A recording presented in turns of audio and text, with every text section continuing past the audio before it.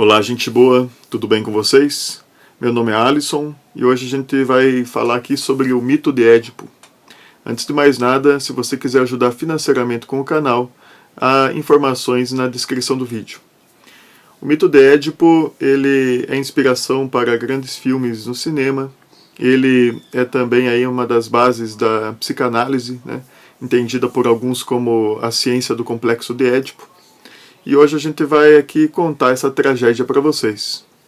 Bom, começa com um rei tebano chamado Laio, que é casado com Jocasta. Porém, eles não têm filhos.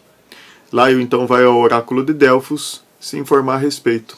E a pitonisa diz para ele que isso não é uma maldição, mas uma bênção, pois se ele tivesse filho, este o mataria. Então ele passa a evitar Jocasta para não ter filhos. Jocasta, inconformada, o embebeda um dia e aí, um tempo depois, ele acaba tendo um filho. Aí, quando ele o vê sendo amamentado, né, pela ama, tira dos braços dela e numa versão ele pega um prego e fura os pés do bebê, né, dizem que Édipo significa pés inchados. E numa outra versão, e daí o abandona num monte, né, chamado Citeron, onde um pastor corinto chamado Parcas o acolhe. E numa outra versão ele o coloca dentro de uma arca e o joga ao mar, né? E aí ele vai até assim a costa de Sicyon, onde a rainha ali do Corinto chamada Peribeia o encontra, o adota, finge dores de parto para dizer que era um filho assim natural seu e conta para o rei, né, seu esposo, o rei Pólibo, de que havia encontrado a criança. E como eles não tinham filhos, acharam por bem então manter essa história. Porém, Édipo ele acaba sendo motivo de chacota em Corinto, porque ele não se parece com seus pais. Aí um dia ele vai até o oráculo de Delfos e a pitonisa bruscamente fala para ele sair dali, já que ele vai esposar a própria mãe e matar o próprio pai. E ele, que gostava muito de Peribeia e Pólibo, resolve então abandonar a cidade. Só que aí por acaso, bem no desfiladeiro entre Delfos e Daulis, ele encontra Laio, que queria passar pela estreita passagem, e de uma maneira arrogante ordena que ele saia do caminho. Então Édipo diz que não reconhece nenhuma autoridade, a não ser a dos deuses e a de seus pais, e fica ali, né?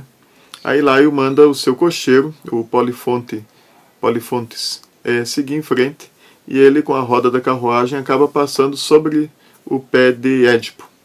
Édipo então, assim irritado, fere Polifontes com uma lança, acaba matando-o, e Laio cai nas rédeas dos cavalos.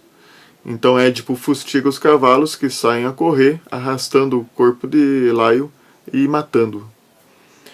E só que Laio ele tinha acabado de ir ao oráculo de Delfos porque ele queria saber como se livrar da esfinge que estava lá em Tebas matando os tebanos. A esfinge foi colocada lá por Hera, uma vez que Laio tinha raptado um jovem chamado Crisipo.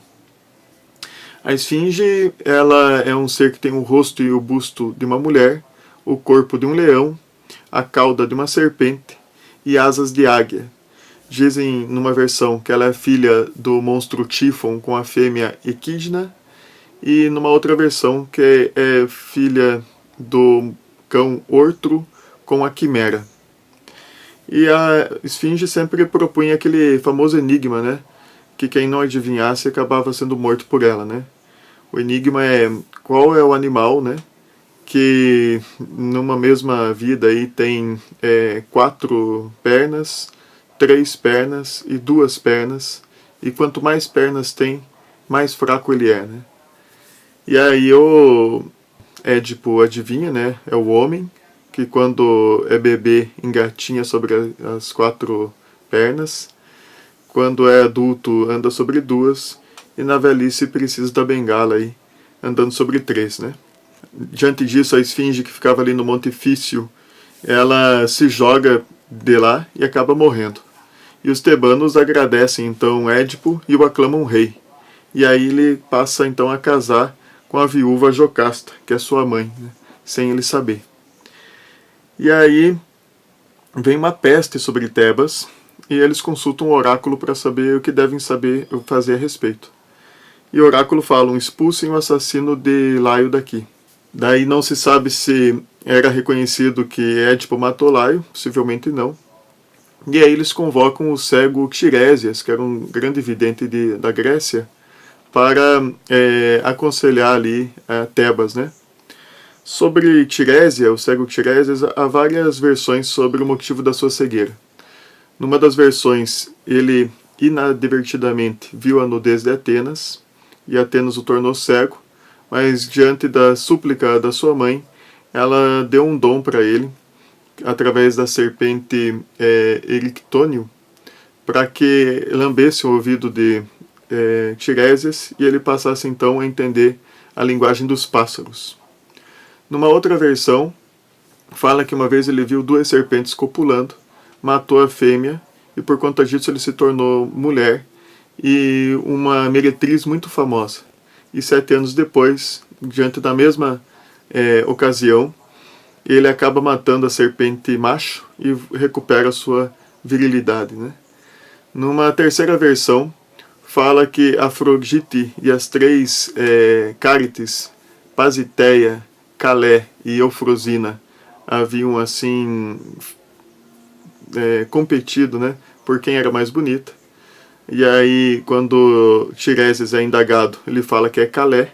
Atenas então fica Afrodite então fica brava e torna ele cego, mas Calé, para compensar, dá para ele uma linda cabeleira, né?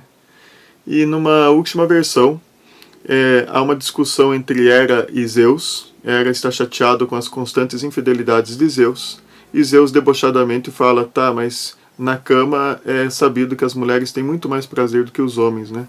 Então ele só estaria, digamos ali, tentando compensar, né? E aí ela fala que é óbvio que não, que é o homem que tem mais prazer na cama. E aí chamam o Tiresias para resolver esse assunto. E Tiresias fala que se o prazer pudesse ser dividido em 10 partes, uma parte caberia ao homem e 9 partes à mulher. E aí Hera fica então chateada com essa resposta com o ar triunfante de Zeus, torna Tiresias cego, mas Zeus ali para compensar, compensou-o com a visão interior e uma vida que haveria de durar 7 gerações. Aí o Tiresias chega então em Tebas e fala que a peste iria cessar quando um dos homens semeados se sacrificasse em prol da cidade. Os homens semeados foram os homens que brotaram da terra quando Cádmo semeou os dentes da serpente. E aí um dos homens, chamado Meneceu, pula do alto das muralhas em favor da cidade, e a peste passa, né? E Meneceu é assim aclamado, né, por seu sacrifício. Mas aí o Tiresias fala assim: Meneceu agiu muito bem, anunciou Tiresias, e a peste cessará, embora os deuses tivessem em mente um outro homem semeado, da 3ª geração, pelo fato de ter ele matado o próprio pai e se casado com sua mãe. Saiba, rainha Jocasta, que esse homem é o seu marido Édipo. E aí, como lá em Corinto Pólibo morre, a Peribeia também acaba contando que Édipo foi adotado, então tudo se confirma, né? Aí Jocasta acaba se enforcando de desgosto, e o Édipo pega um dos alfinetes da roupa da mãe ali e fura os próprios olhos, né? E assim termina o mito. Há quem diga que, embora atormentado pelas Eríneas, que o acusavam de ter causado a morte de sua mãe, Édipo continuou reinando em Tebas durante algum tempo, até morrer gloriosamente numa batalha.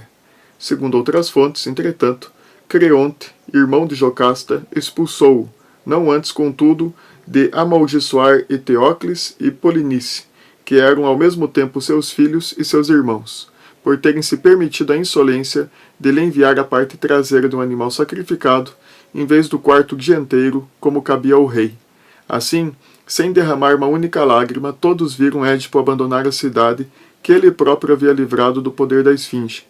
Após vagar por vários anos de um país a outro, guiado por sua fiel filha Antígona, Édipo chegou finalmente a Colono, na Ática, onde as Eríneas, que lá têm um pomar, perseguiram-no até a morte, e Teseu enterrou seu corpo no recinto dos solenes de Atenas, chorando ao lado de Antígona.